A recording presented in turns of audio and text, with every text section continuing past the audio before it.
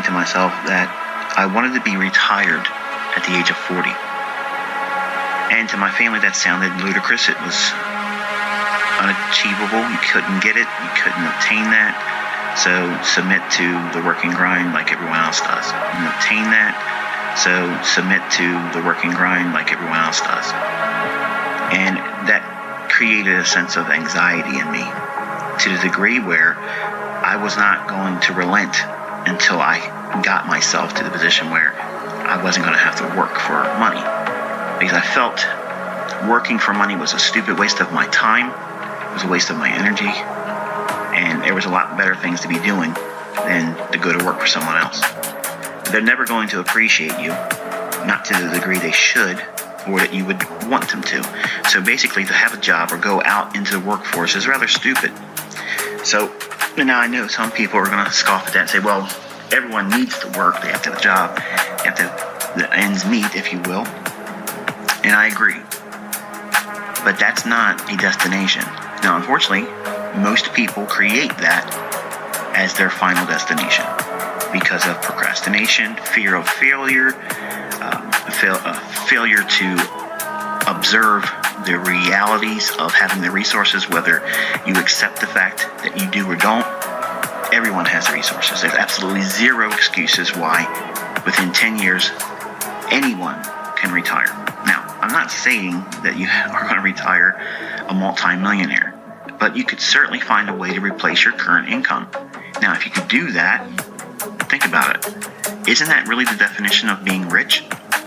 Now, I'm not saying super wealthy in elite status, but to be rich is you're not working for money anymore.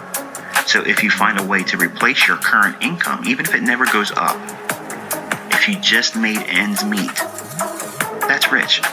Now, some of you would disagree with that because your definition of rich or wealthy or affluent is going to vary from mine. But I'm telling you from a storyline, this is how I came up from this. I came from a very, very modest upbringing, very modest start. So it was a 20-year plan for me. Now, for most of you, you won't subscribe to that. 20 years is too long.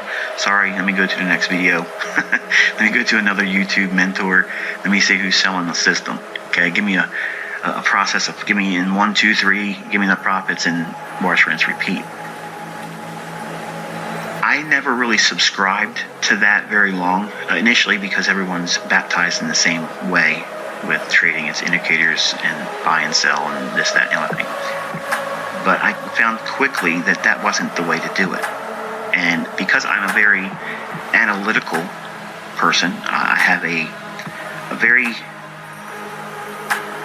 technical approach to things. I'm methodical in a lot of ways, and I've always been that way.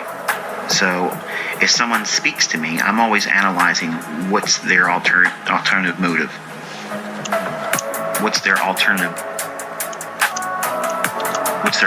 motive?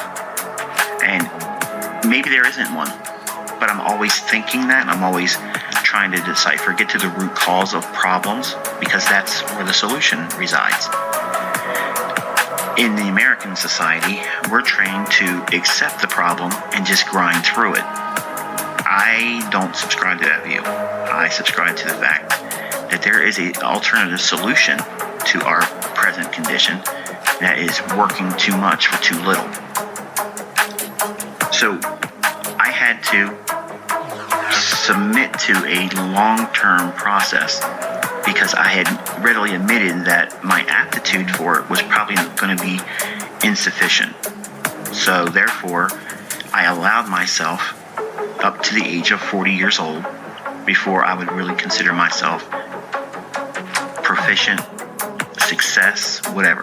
Okay, so I was already building in a far and wide definition of success, and I gave it a long-term deadline. Now, if you're living with your folks, or if you're living with family members, or if you're living with a person that you don't really want to be with, but because of necessity you have to be there, that is many times a very toxic environment. And when I began trading, I kept it quiet. I didn't tell anybody what else doing, because I already knew what the answer was going to be.